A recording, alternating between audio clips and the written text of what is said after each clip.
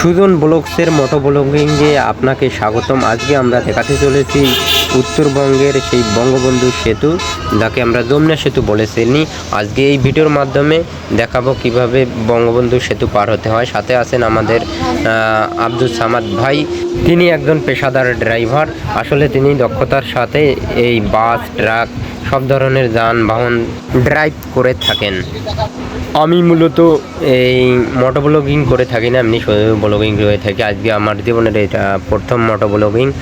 জানি না কীরকমভাবে আপনাদের মাঝে উপস্থাপন করতে পারবো। এটা আসলে মূলত বঙ্গবন্ধু সেতু। এই সেতুতে আমরা এই ভিডিওর মাধ্যমেই দেখাবো বঙ্গবন্ধু সেতুতে কিভাবে ট্রেন পারাপার হয় এবং কিভাবে এই বঙ্গবন্ধু সেতু পার হতে হয় এবং প্রতিটা বাস, ট্রাক বা যানবাহনের ক্ষেত্রে কত করে বিল আসে, তাই এই ভিডিওর মাধ্যমে আপনারা জানতে পারবেন। আর আমাদের সাথে আছেন তো জানলেন সামাদ ভাই কিন্তু দক্ষতার সাথে এই গাড়িটি চালাইতেছেন। তিনি সকল ট্রাফিক আইন মেনে এবং সকল বিধি নিষেধ বিআরটি এর মেনে গাড়িটি পরিচালনা করছেন।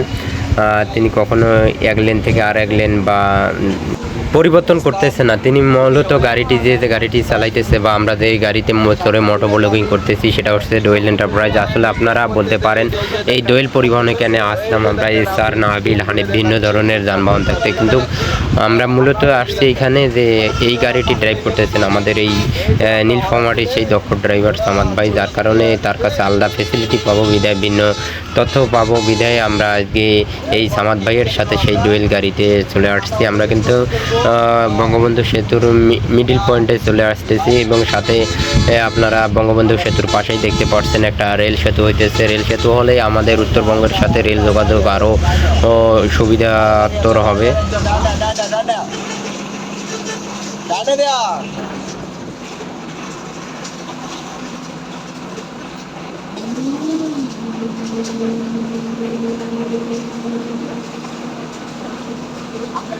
আমার এখানে হচ্ছে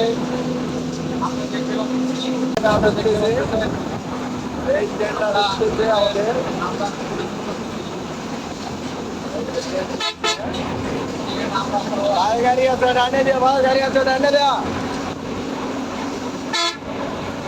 ভাইয়ের গাড়ি ডানে গেছে ভালো বরাবর বরাবর বিদায় নিলাম। আমরা বিশেষ করে দোয়েল গাড়ি, দোয়েল গাড়ি